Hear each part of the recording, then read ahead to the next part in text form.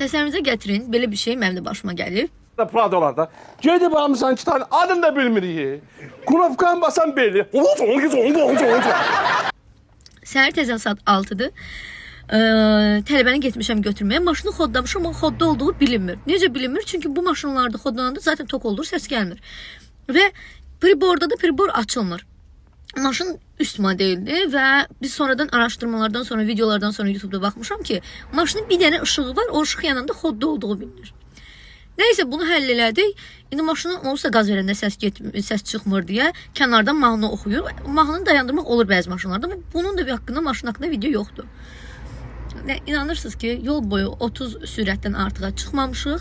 Çünki tələbə hələ təzə sürürdü. Xırdalanın içində səhər dərsləri idi, səhər saat 6-da. Ancaq mahnı oxuyub.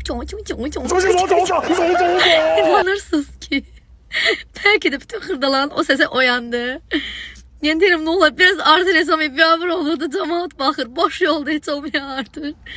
Uzun sözüm. Təsəvvürünüzə gətirir, biz yolda gedirdik. O Kitay danışır, o Kitayın nə dediyini başa düşmürük. Boş-boşuna maşın özündən bir də görürsünüz stopluyur, bir də görürsünüz nə bilim, neynir. Bunlar misal üçün də bizdə yol tanıma onlarda var aktivdir. Bizdə yolda xət yoxdur zaten. Bu da yolda xət bitən kimi başlayır maşını stoplamaya ki, yol tanımıram da. Bunu da əli deyib yol tanımaq çıxalıb. Və yolu tanımadığına görə, xətti tuta bilmədiyinə görə maşın dayanır. Neyse, inanırsınız başımıza gəlməyən qalmadı. Yol boyu Kitay danışdı, mən danışdım. O məni başa düşmədi, mən onu başa düşmədim. O qədər gülmüşdüm həmin gün, o qədər gülmüşdüm. İndi bu videonu gördüm, o yadıma düşdü. Həqiqətən tok maşınları eləyir gedir. Yanından keçəni görürsünüz, onun dilini başa düşmək çox çətindir. Çünki ingilis dilinə belə çevirmək olmur.